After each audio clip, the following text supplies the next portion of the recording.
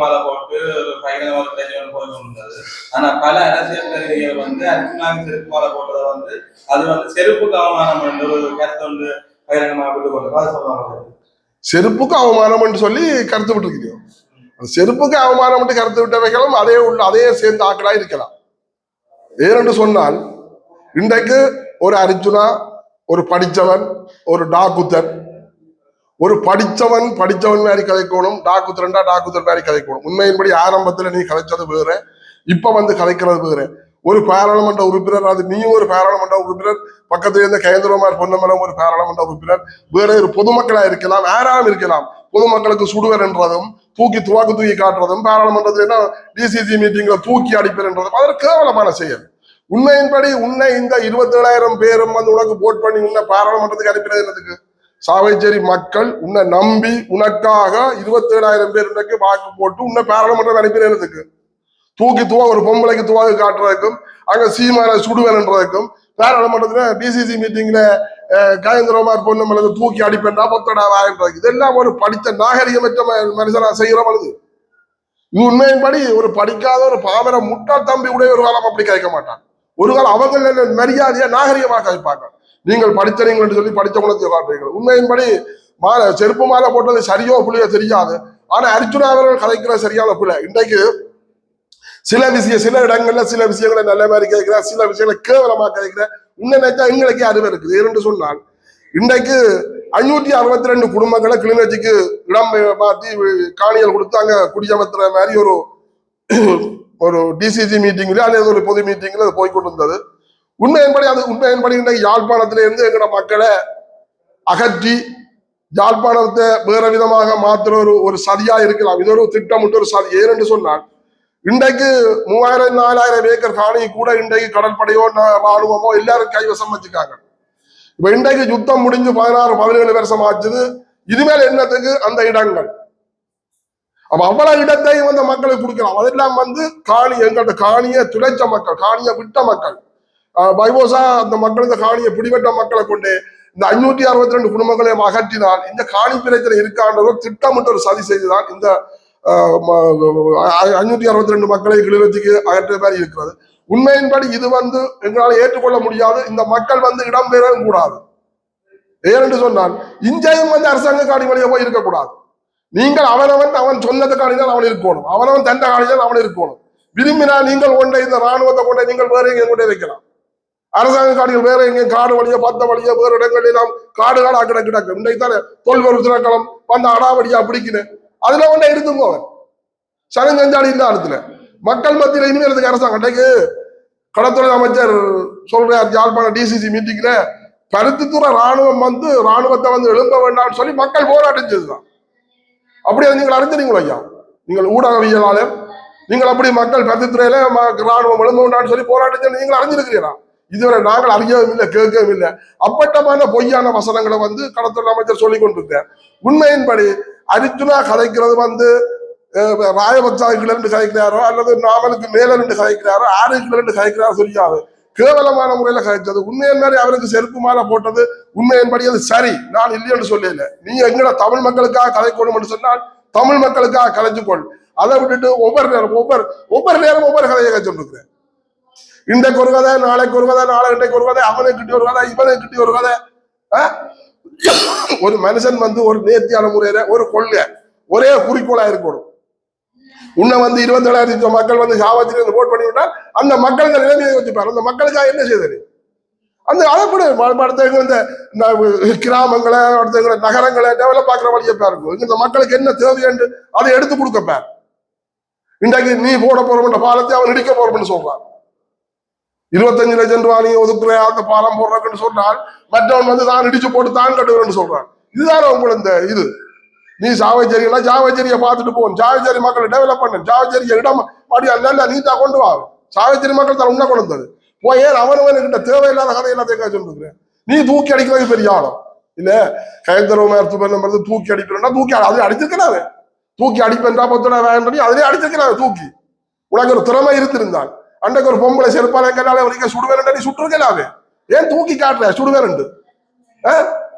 உண்மையின்படி ஒரு பொம்பளைக்கு துவ காட்டுற உனக்கு வெக்கன் ரோசமான சூடுறேன். ஒரு பொம்பளைக்கு துவ காட்டுறேன். அப்ப உன்ன போய் பின்ன உனக்கு பின்ன செருப்பு மாலை போடத்தானே வேணும். பின்ன இந்த தங்கத்தாலைய மாலை போடுறது அதுக்கு ரெண்டு வந்து போய் கிழிச்சு நான் தூக்கி எறிஞ்சு இழுத்து கொண்டு போறேன். அப்ப யோசிச்சு பார், உண்ட நடத்தியாலும் உனக்கு போல வருது. அதுவும் இதை விட மோசமா செய்வார்கள் மக்கள், இதை விட இன்னும் மோசமா வரும். ஏனென்று சொன்னால் நாங்கள் இன்றைக்கு எவ்வளவு வழியாக நொந்து போய் கிடக்கிறோம், கேவலமா போயிருக்கிறோம். இன்றைக்கு எங்களுக்கு மக்களை சரியான முறையில நல்லெண்ணவே கொண்டு வர்றதுக்கு ஆட்கள் இல்லை. அது எங்களுடைய அரசியல்வாதிகள் இருந்தாலும் எல்லாரும் தான். எவனவன் அரசியல்வாதியா பாரானோ அவன் எல்லாருக்கும் அந்த குணம் தான் வருது. ஒரு நல்ல குணம் எங்களோட மக்களுக்காக எங்களுக்கு தமிழுக்காக தமிழ் சுய உரிமைக்காக அல்லது எங்களுக்காக என்னத்தை பாரு, தமிழ் தேசியத்துக்கு யார் கதைக்கிறார்? சும்மா நீங்கள் வெளியில்தான் காட்சி கொண்டிருக்கிறீர்கள். நான் அண்டையில இருந்தா அண்டை சொல்லிக் கொண்டு வரேன். ஒட்டு மொத்தமாக தமிழ் பாராளுமன்ற உறுப்பினர் அத்தனை வெளியேறா எழுதி கொடு. உடனடியாக காணிகள் விடுவிக்கப்படும், பழைய அரசியல் கைதிகள் விடுவிக்கப்படணும் என்று எங்களுக்கு உள்ள பிரச்சனை எழுதி கொடுத்து அத்தனை வெளியேறு. நீங்களே குடுக்கி கொண்டு இருக்கு பல காலம் கதையில குடுக்கி கொண்டு இருக்கிறீங்க. என்னதை செய்தீங்க? இந்த யுத்தம் முடிஞ்சு 17 வருஷம் என்ன புடுங்கினீங்களோ ஒன்றே புடுங்க முடியல. பிரியாங்க உங்களோட கதிரைக்காக இருக்கிறீர்கள். உங்களோட கதிரையை பாதுகாக்கணும், உங்களோட சொத்து பத்தை பாதுகாக்கணும், பாரம்பரியத்துக்கு சொத்து தேடணும். இதுதானே கொடுத்த வேலை. இதைத்தானே செய்து கொண்டிருக்கிறீர்கள். எங்க எவனாவது சரி இனிமேத்தானும் ரோசம் மானம் சூடு சுடுறதை உள்ள அரசியல்வாதிகள் சொன்னார் வடக்கு கிழக்கு எல்லாம் கலைஞ்சு பேசி போட்டு ஒருங்கிணைப்பா இவ்வளவு எங்களுக்கு அகற்றப்படணும் இவ்வளவு பெறணும் சொல்லி எங்க எழுதி கொடுத்துட்டு ஒட்டுமொத்தமா வெளியேற பார்ப்போம். அது உங்களால் ஏறாது. நீங்கள் இன்றைக்கு வெளியேறீங்களோ அன்றைக்கு தாண்டா எங்களுக்கு தமிழ் தேசியம் தமிழ் சுய உரிமைக்காக நாங்கள் ஏதாவது கலைக்கலாம். என்பிபி அரசாங்கத்தினுடைய தலைவர்களுக்கு முன்னால், அதாவது டிசிசிக்கு தலைமை தாங்கிக் கொண்டிருக்கின்ற கௌரவ பாராளுமன்ற கௌரவ அமைச்சர் சந்திரசேகரனுக்கு முன்னாலேதான் கௌரவ பாராளுமன்ற உறுப்பினர் அர்ஜுனா ராமநாதன் அவர்கள் கௌரவ பாராளுமன்ற உறுப்பினர் மகேந்திரகுமார் பொன்னம்பலை தூக்கி அடிப்பேன் என்று கூறியிருக்கின்றார். இந்த என்பிபி அரசாங்கம் இப்படியான காரியங்களை என்னதற்காக அவர்களுக்கு சட்ட நடவடிக்கை எடுக்காமல் பார்த்துக் கொண்டிருக்கிறார்கள்? ஏனென்று சொன்னால் உண்மையின்படி இப்ப கூடியவங்க எங்கே என்றாலும் போய் குரல் கொடுக்கிறது கயேந்திரகுமார் பொன்னம்பலம், அவங்க சுவாஸ், அவங்க எல்லாம் கூடியவங்க எதிர்த்த முறையில குரல் கொடுக்குறாங்க. அப்ப அப்படியா கொஞ்ச இடத்துல இதே அர்ஜுனா வந்து கயேந்திரகுமார் பொன்னம்பலத்தை புத்திராவாய் தூக்கி அடிக்கிறேன்னு சொல்லியிருக்க அது அவங்களுக்கு சந்தோஷமா இருக்கு. ஏனென்று சொன்னா அவங்களுக்கு ஒரு சாதகமான முறையில தான் இவர் கலைத்தவர். அப்ப அவங்களை சார்ந்த உண்மையின்படி சரியான ஒரு டிசிசி மீட்டிங்கு குழு தலைவரா இருந்திருந்தால் அப்படி அந்த சபையில வந்து நாகரிகமற்ற பேச்ச பேசுறதுக்கு உடனடியாக அவரை வெளியேறி இருக்கணும். உடனடியாக நீ இதுல இருக்க அருகதையில உடனடியாக வெளியில போட்டு சொல்லி அவரை கலைத்து விட்டு இருக்கணும். ஆனா அது கலைக்கல. அடுத்தது எங்கட மக்களையும் பிரச்சனை இருக்கு. இன்றைக்கு அந்த டிசிசி மீட்டிங்ல அவர் கதைக்கப்படாமல் சில மக்கள் ஒழுங்கி கதைக்க ஒழிக்க நிப்பாட்டு சொல்லி போட்டு அந்த மக்கிகளை பறிச்சு போட்டு போலீஸ உள்ளுக்கு விட்டாரு. அப்பவே முழு பேரும் வெளியேறி இருக்கும். உண்மையின்படி சரியான எங்கட மக்களா இருந்திருந்தால் உடனடியாக அத்தனை பேரும் வெளியேறி இருக்கும். ஏன்னு சொன்னா சர்வாதிகார முறையில இதுவரை ஒரு டிசிசி மீட்டிங்ல நடக்கல. மக்க வேண்டும் போலீஸ உள்ளுக்கு விடா பிரியாணம் இருப்பார், பிரியாண் கதைப்பார், என்ன கதைக்கலாம். உடனே அவ்வளவு பேர் வெளியேறி இருந்தால் அதுக்கு ஏதாவது ஒரு தீர்வு வந்திருக்கும். ஆனா எங்கட மக்களும் ஆவண்டு பிடிச்சோட எல்லாரும் இருக்குது. அதுல உண்மையின்படி அதைத்தான் செய்திருக்கணும்.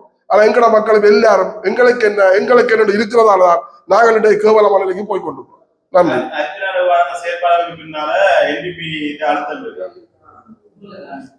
அது என்பிபி அழுத்தம் இருக்குதோ அல்லது ஜனாதிபதி பழைய ஜனாதிபதி ராஜபக்சா அழுத்தம் இருக்கோ நாவல் அழுத்தம் ஆட்சி அழுத்தம் இருக்கோ இனிமேல் ஆண்டவருக்கு தான் தெரியும்.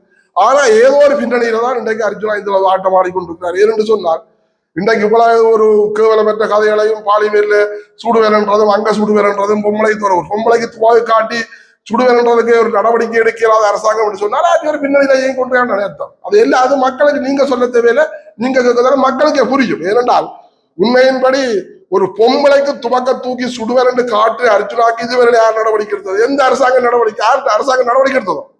அரசாங்கம் துப்பாக்கி கொடுத்தது பாதுகாப்பு வேண்டும். அப்ப அதே அரசாங்கம் நடவடிக்கை எடுத்ததோ? அப்ப அதே அரசாங்கத்துக்கு பின்னணி தான் இவர் கலைக்கலாம். அதான் என்கிற சந்தேகம்.